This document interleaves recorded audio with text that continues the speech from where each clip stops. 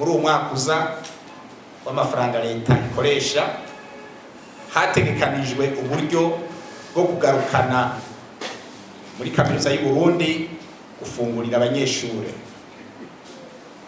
Nivyo bose ntibazofungurirwa, ariko ni intango nziza na mwanya hari haciye imyaka itari mike abanyeshure badafungurirwa muri kaminuza y'u Burundi.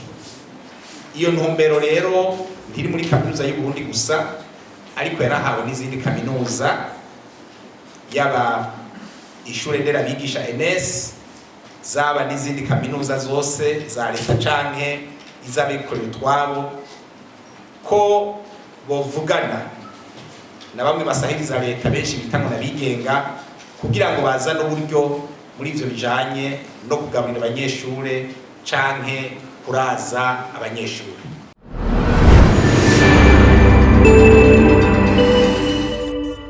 Kuva ku itariki ya 2 gushika ku itariki ya 4 mu Kakaro dusanzwe dufise ngaha mu gihugu cacu co no kwita ihuriro rikomeye ta conference ryateguwe n'ubumwe bwa Afrika rijanye no guteza imbere inyigisho indero y'abigeme n'abakenyezi.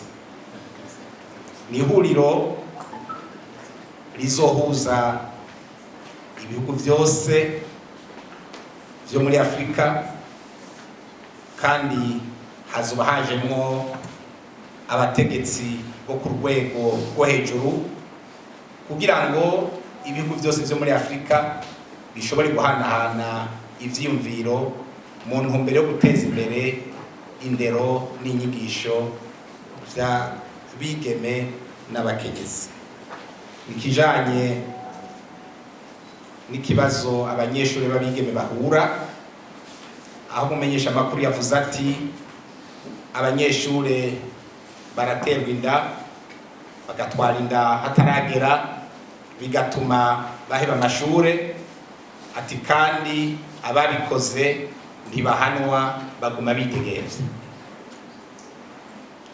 Inyishu notanga nuko jewe nk'umushikiranganje w'indero n'ubushakashatsi ndabikurikirana ku munsi novuga yuko atari uko bimeze 100%, kuko abateye inda abanyeshure baritwarirwa, ubushikiranganje imbere bugashigikira abo bana vyashikiye, kandi ababikoze harimwo abamaze kubihanirwa bimwe vy'akarorero, harimwo mbere n'ababifungiwe.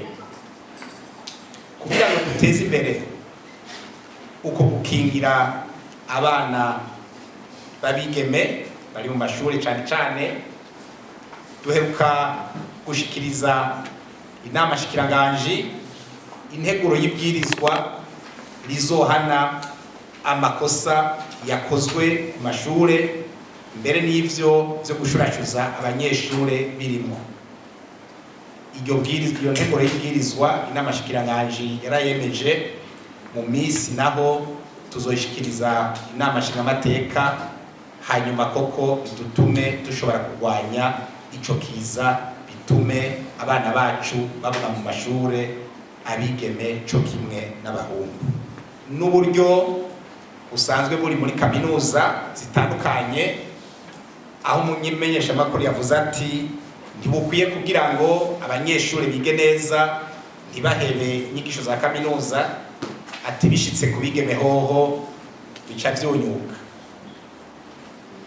Nivyo mu makaminuza ngaha mu gihugu iwacu uburyo ntibukwiye 100% kugira ngo abanyeshure bige batekanye, ariko twabwira yuko leta y'u Burundi yamigira kigoro kugira ngo abo banyeshure baba bigeme canke abahungu bige neza, bige bashobora kumenya, eka mbere ntibaheba amashure kubera babuze iki canke kiriya.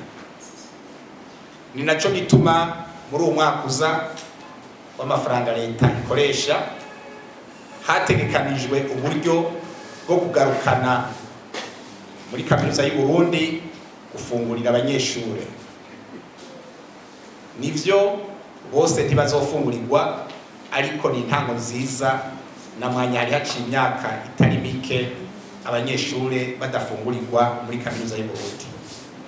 Iyo ntumbero rero ntiri muri kaminuza y'u Burundi gusa, ariko yarahawe n'izindi kaminuza, yaba ishure nderabigisha NS, zaba n'izindi kaminuza zose za leta canke iz'abikorera utwabo, ko bovugana na bamwe basahiriza leta benshi bitangwa n'abigenga, kugira ngo bazane uburyo muri ivyo bijanye no kugaburira abanyeshure canke kuraza abanyeshure.